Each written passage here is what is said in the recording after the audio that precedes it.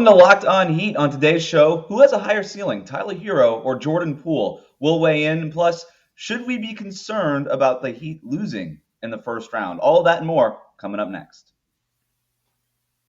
You are Locked On Heat, your daily Miami Heat podcast. Part of the Locked On Podcast Network, your team every day.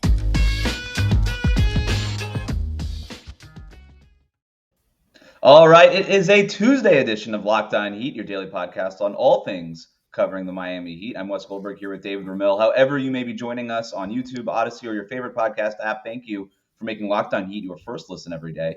It is time for 5 burning questions. We'll talk about a potential first-round nightmare for the Heat, Spo's plan for Dwayne Dedmon going forward, and more. But let's start with this question, David, from Brando, who writes in that Jordan Poole is better than Tyler Herro.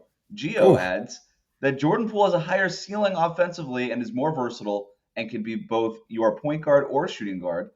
So should we have the Tyler Herro versus Jordan Poole debate, David? Well, should we? I think it's pretty. I think it's a pretty convincing argument to have the discussion, the debate about whether or not either player is better than the other. They don't exactly match up in terms of their usage for their respective teams and everything else like that. I found it both interesting that they're both 22 and both from the Milwaukee area. So there's some similarities there. They drafted also in 2019 and along a similar career path. Jordan Poole is a fine player. Tyler Herro is a very, very good player too. I mean, why not entertain the debate? So should we just go ahead and launch into it as far as sure? I mean, it got started because Nate Duncan, who does the Dunked On podcast and things like that, kind of put it out on a Twitter poll. Who would you rather have, Tyler Herro or Jordan Poole? Tyler Herro did edge out Jordan Poole. I think he got like 54% of the vote. Tyler Herro did over Jordan Poole, but it got Warriors fans and Heat fans pretty stirred up, and it kind of ended up taking over my timeline. And I remember just posting something about Tyler Herro's last 10 games. And I didn't even really know that this debate was happening until I posted, I think it was after the Minnesota game. Yeah, Tyler Herro Saturday night scored 30 points in that game. And I just posted, here's Tyler Herro's numbers the last 10 games because he's been on an absolute tear. And all of a sudden people are like, Jordan Poole's better. I'm like, what's Jordan Poole have to do with any of this in my mentions? And I kind of traced it back and I found, all right, I got Nate Duncan to blame, I guess, for posting that poll. But to Gio's point here, like saying that Jordan Poole has a higher ceiling than Tyler Herro, I don't know where that comes from and why that's even a thing. Okay, go for it. I think the higher ceiling is that he's more athletic. And I think part of the higher ceiling and the consideration that he's more athletic is probably because, well, he's not white like Tyler. Right. It's not to break it down into a race thing, but I think there is some connection there to it because in seeing the responses to Duncan's poll and the way people view Tyler as a player, it's like he's got these short arms, he's got a nice jumper, things of that sort, limited, he doesn't make plays for others. Like there's these perceptions of both players that work against him to some degree, like, oh, Poole's more athletic and he's got a higher ceiling, Herro's a better shooter or something along those lines. It's very bizarre, like how these perceptions play into this and regarding Tyler in particular, like just because we cover Tyler. And look, I mean, you covered Jordan Poole, and I asked you about it when I saw the poll, and you said, you believe that Poole's a very good player, and yet you still give the edge, letting the cat out of the bag here. But no, I do. I don't know where this higher ceiling argument comes from, other than what you're saying. I understand that Tyler Herro is perceived as having not great athleticism and all these things. Tyler Herro's dunking now. He's got great step back and step over moves and stuff. Like I get the alligator arms thing, but like whatever. Like if Jordan Poole had a higher ceiling, Jordan Poole would have been taking 13 and not 29, right? Like, didn't Tyler Herro get drafted in the lottery in part because of his ceiling? And now 3 years in, we're like, actually, you know what? Jordan Poole has a higher ceiling. I don't buy that argument at all. And look, I'm not going to get caught into trying to diss Jordan Poole. I don't want to do that. I've actually been a huge fan of Jordan Poole since the Warriors drafted him. I covered him up close and in person when a lot of Warriors fans, Jordan Poole's rookie year, were saying, like, get rid of him. Like they hated the guy because, he wasn't very good, but I still saw the potential there and I still like Jordan Poole's upside a lot. So I am not going to get into the business of trying to bash Jordan Poole in order to make my Tyler Herro point. All I'm going to say is that it's a no-brainer to me that Tyler Herro is the one that you would pick to start a franchise with if you had to pick the two, right? Right now, Tyler Herro is the better player than Jordan Poole. What's the greatest differentiator? What's the greatest differentiator in terms of like what makes Tyler stand out over a better option? Consistency and feel. Consistency and feel for the game. Jordan Poole is not a great athlete. I don't know where this idea that he's this crazy like he's no more an athlete than Tyler Herro is.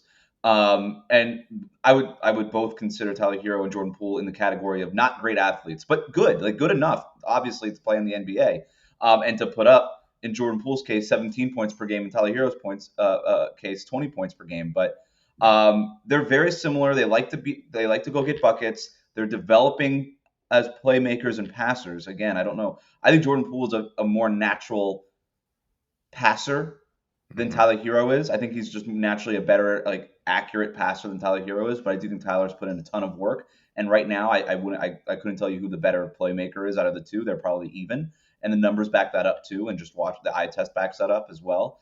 But you look at Jordan Poole's season so far, and there's so many more nights where he goes 2 for 11 or 2 for 15 or whatever it is than Tyler Herro does right now. And I like Tyler Herro's feel. I think he's got a bigger bag of moves at this point. He's a better shot creator for himself anyway. Yeah, absolutely. And his numbers have been much more consistent. Jordan Poole is on a tear lately, and he's awesome, and he's played really well in lineups with Steph and Klay Thompson. And that's a credit to Steve Kerr to figuring out that lineup. Right. But I still just like Tyler Herro's ability to just go, like you said, just get his own shot and do it more consistently. And I hate the fact that we were in the year 2022 and we try to incorporate so much nuance and statistical evidence and analytical evidence to back up why a player is good and all these different arguments. And yet it just feels like it always boils down to, I have to tear down one player in order to prop up another one. Right. Like neither of them have accomplished anything really individually. Mm-hmm. You know, Tyler is probably on a clear path towards the 6th Man of the Year award. Having said that, other than that, he's been part of team success, having gone to the NBA Finals. We've not seen what Jordan Poole can do in that type of situation because he's just hasn't had the opportunity. Yeah. Exactly. So we'll see. I think at this point you can appreciate both players and still be able to be a little unbiased and just stand away from it and get a bigger picture and appreciate that both of them contribute to their team in different ways and in similar ways as well. Massive wins for both organizations, landing those players where they landed them, right? Because even at the end of the lottery, you're not really guaranteed anything. Certainly at 29, where they took Jordan Poole. Not guaranteed anything in the lottery. A top 5 pick, we've seen them bust out just as much as they have, become huge successful players. Yeah, I didn't mean to set you on a path of bashing the NBA draft. The draft sucks. No, you know exactly what you're doing. You do. It's every time you mention the draft, it's like, oh, the draft, a wealth of possibilities. Yeah, the possibility to suck. Yeah. Wow. Sorry. Okay. Well, speaking of the possibility to suck, there could be a potential first-round nightmare looming for the Miami Heat. We're going to talk about that next as we continue with our 5 burning questions. But first, David, tell them about Bet Online. Well, it's that time of year again, Wes, and college basketball is upon us. The tournament is finally upon us once again. From all the latest odds, contests, and player props, BetOnline.net is the #1 source for all of your sports betting needs and info. BetOnline remains the best spot for all of your sports scores, podcasts, and news this season. And it's not just basketball. BetOnline is your continued source for all your sporting wagering information needs, including live betting and your favorite Vegas casino games. Head to the website today or use your mobile device to learn more about the trends in action. BetOnline, where the game starts. Thank you for making Locked On Heat your first listen. For your next listen, check out the Locked On Now podcast, nightly recaps of every NBA game with analysis from our local experts. It's free and it's available wherever you get your podcasts. We've got something fun going on our Instagram account. It's the best individual season in Heat history bracket challenge. Mm-hmm. Is 2012-13 LeBron the best season by a Heat player of all time? Which season of Dwayne Wade's career was best? Go to our Locked On Heat Instagram page to cast your vote.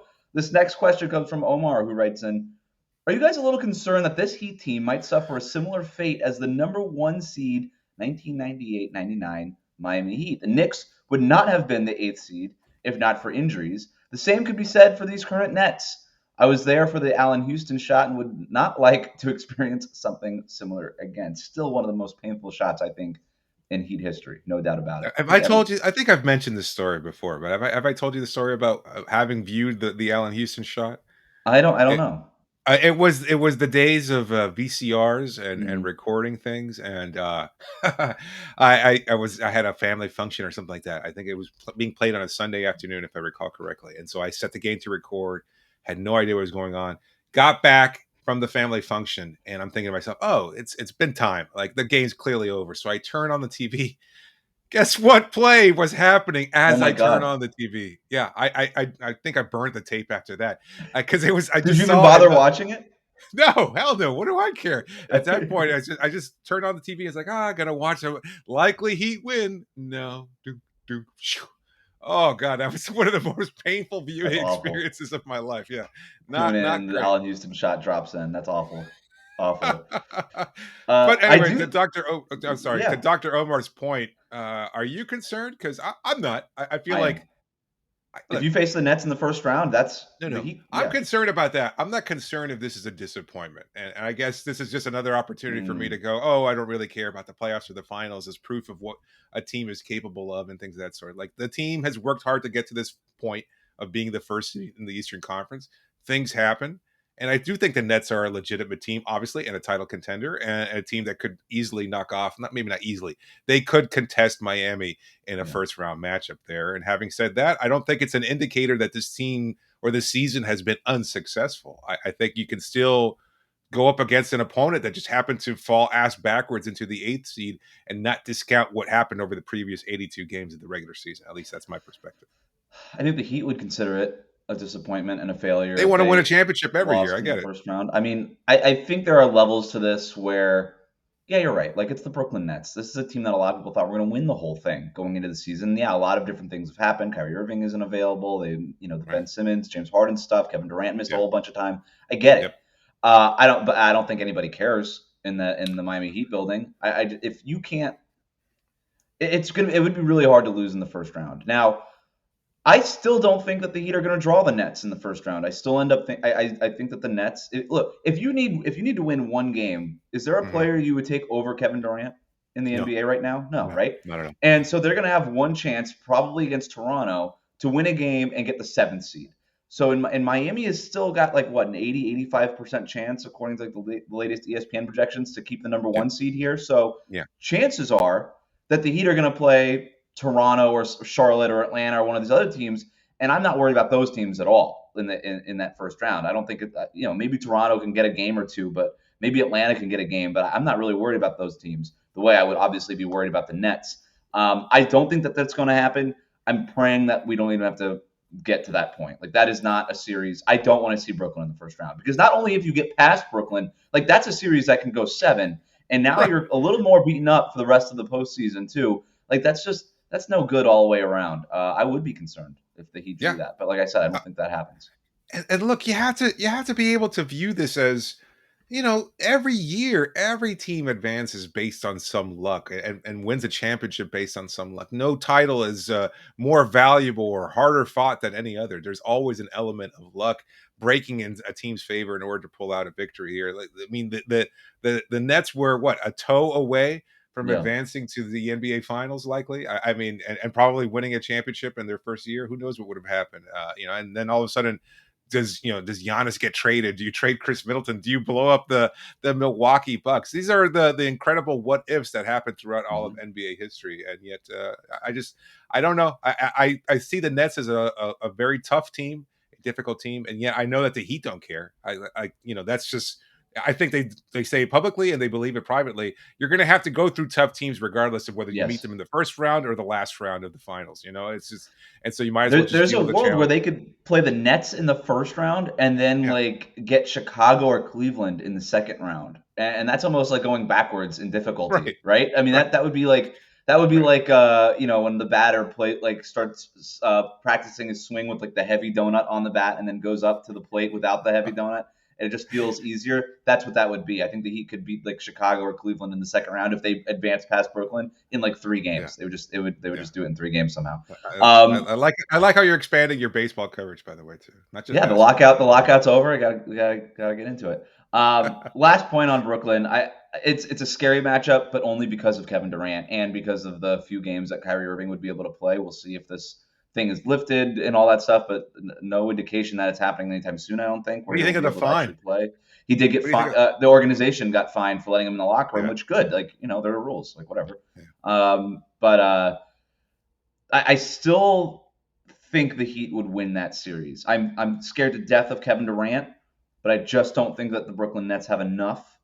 And I'm not. And Howard Beck and I had this conversation on the Monday show. And if you haven't listened to that, please do, because that's an awesome. It was an awesome conversation with the great Howard Beck. But he kind of said the same thing. It's like the Brooklyn kind of, after the Harden trade, they kind of feel like they're a year away. Getting Kyrie back full time, Ben Simmons getting in. Like, Ben Simmons, you can't expect that much from him. Anyway, next question comes from Julian, who writes in, I've been seeing a lot of criticism of Dwayne Dedmon's performances these past few games on my Twitter timeline. During a mailbag episode, can you guys discuss whether or not the criticism is justified and if it's something the Heat should be worried about once the playoffs begin? What do you think, David? Well, to explain what Julian's been seeing on the timeline, Dwayne has not been great. Obviously he came back from injury, had a solid game with 10 points in his return, and then since then has had 4 points, 2 points, 6.2, 6.2, 3, and 2 points. And while his scoring is never the exact reason why Dedmon has been so impactful, he looks a step slow. He looks uncomfortable out there. He hasn't been able to rotate the way he once did. He hasn't been explosive on grabbing rebounds. Miami's lost a couple of rebounding battles against the Phoenix Suns and other teams. It's been a difficult, slow for him. And having said all that, he does look like he might be nursing some kind of injury or something along those lines. So that's why the criticism has been there. Whether it's justified or not, I guess you can be frustrated about Dedmon's level of play, but he's been a spark plug for the Heat over the past couple of seasons. And I think you have to be able to accept that he's not a great player and just one who provides the occasional spark and just might not be able to do so. But to the latter part of his question, if the Heat should be worried about it once the playoffs begin, yeah, absolutely. They're thin up front. They're thin in terms of size. And Dedmon was the one player who was contributing at a pretty consistent level. And yes, I know already I can hear a mountain of people from all over the world saying, free Yurt. Well, I don't know. I don't think that's necessarily the option to throw a 7 foot tall, basically a rookie in there and during playoffs to take on Kevin Durant or the Brooklyn Nets in the first round. I think you brought this up the other day, and I thought it was a really good idea. Is, you know what? Maybe you just rest Dedmon for certain stretches of this regular season. Maybe give him a week off. Maybe just make it a policy where, you know what, Dedmon, you're the backup center one night, and then Yurtsevic's the backup center the next night, and you just rotate. I think Yurtsevic's done enough where there's not going to be too much of a drop off in the regular season. In the playoffs, I'm 100% with you. You don't really want to put Yurtsevic in that position, right? You want to be able to rely on Dedmon, but like that kind of makes it even a better case to just make sure that Dedmon is as fresh as possible. This is somebody who was nearly out of the league before Miami picked him up because of injuries, right? Lower body injuries, back injuries, and stuff like that. So I think they need to be careful. On the flip side, David, there is a little bit of a, hey, we're working Victor Oladipo back in, like in that second unit. Dedmon's a big part of that. Like, we want to build some chemistry. So there's a line to balance here, but I would always sort of veer towards availability versus trying to build up some sort of chemistry. I think there's something to be said about keeping Dedmon fresh. All right. Our last couple questions and our 5 burning questions are coming up next. But first, David, tell the listeners about Rock Auto. Well, this episode is brought to you by Rock Auto. And it's tough to find the parts that you're looking for if you go to a traditional chain storefront. There's so many different makes and models to choose from. And you go to the person behind the counter, you ask them what you tell them what you're looking for. They start asking you questions. You feel uncomfortable. You hate the fact that you're even there in the first place. It sucks, right? Nobody wants to go through that experience. And why go through all that when they're just going to look up whatever parts they happen to carry in their warehouse on their computer, which means you've got access to a computer yourself. You could do the same thing that they are. And you could just go to rockauto.com and find all the parts you're looking for on your phone or at home, because their website is so easy to navigate. You'll find everything that you're looking for with just a few easy clicks. You save time and you save money, and you find exactly what you're looking for your car or truck, whether it's brake parts or, I replaced my wife's tail light at one point and saved hundreds of dollars rather than taking it into a body shop. And it's just, you feel good about it, right? Who doesn't want to save time, money, and feel better about themselves knowing that they can fix it themselves? So go to rockauto.com. They're a family-owned business that's been serving auto parts customers online for 20 plus years. And you go to the section that says, how did you hear about us? after you're done finding the parts that you need for your car or truck, and then write the phrase locked on so they know we sent you. Amazing selection, reliably low prices, all the parts your car will ever need. That is rockauto.com.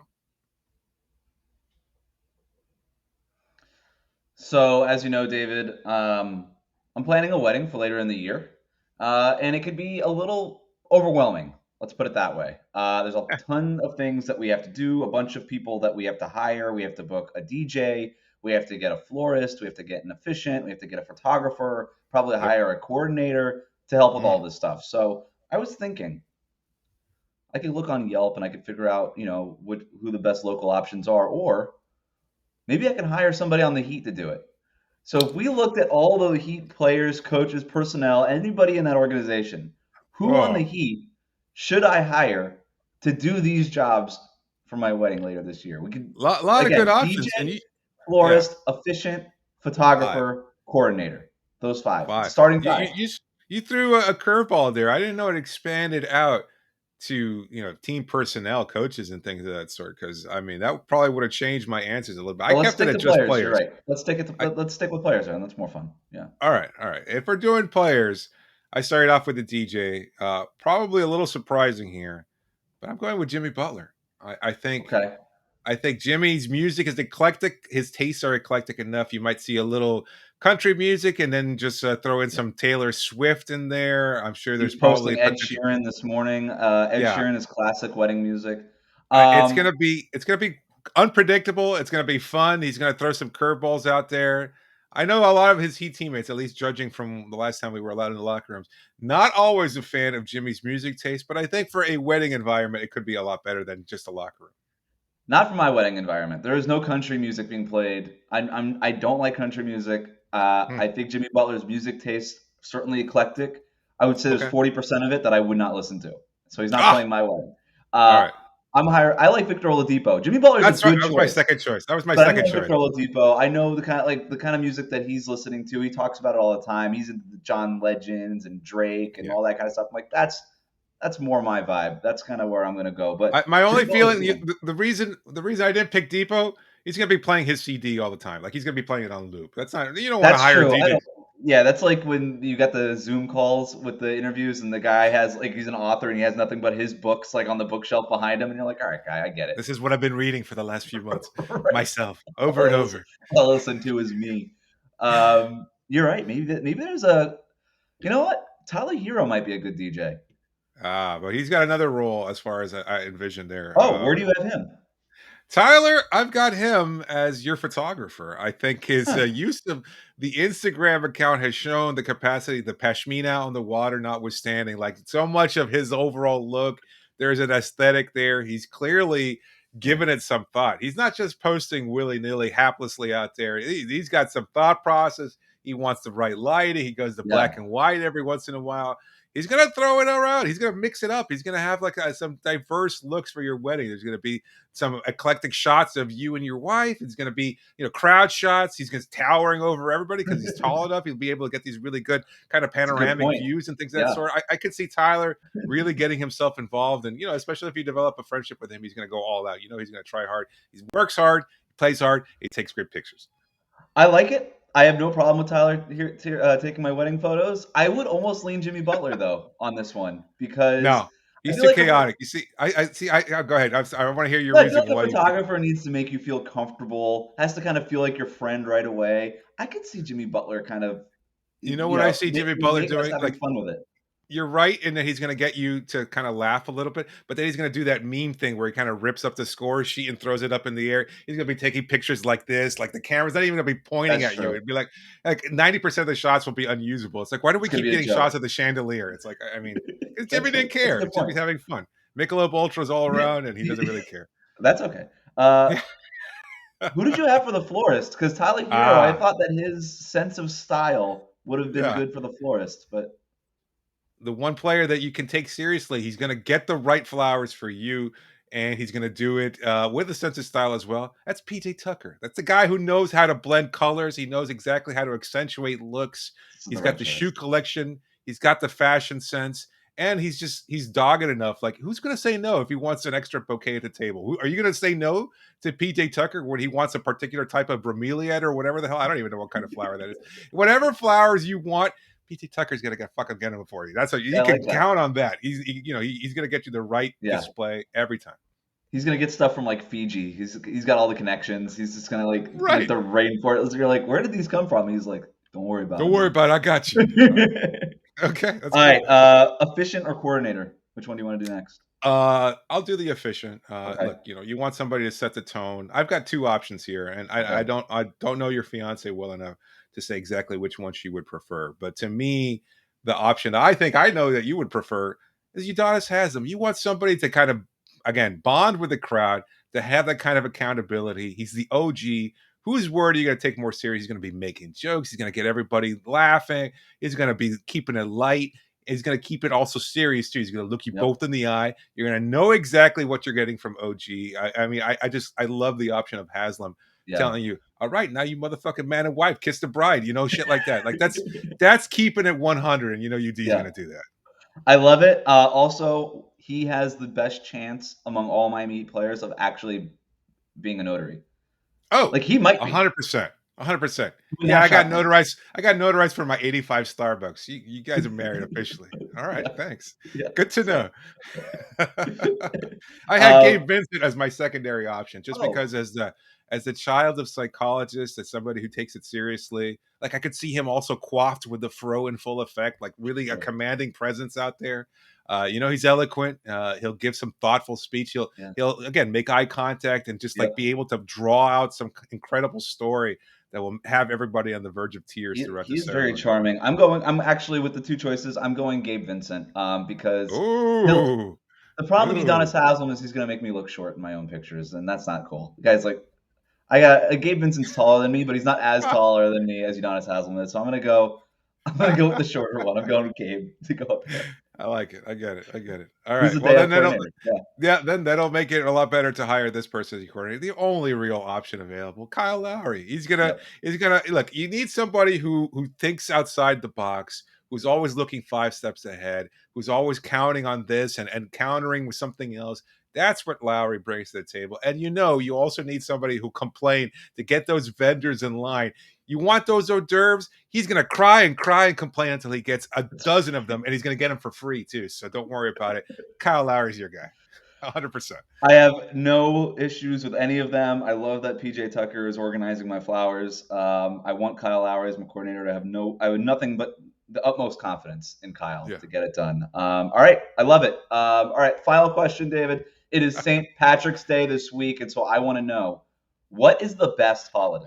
Oh, that's tough. I know what my favorite holiday is. That's Christmas. I don't know if that's the best holiday. Something about the season, something about the cold weather, something about the idea of giving gifts to others and things of that sort. I know not everybody celebrates Christmas, but to me, it's all about the season. And it's kind of like, it's weeks worth of things. Like there's a lot of stress in terms of like finding the gifts and last minute shopping and all that, but none of that should really matter. It's all about getting together with family and appreciating yourselves. But you know what?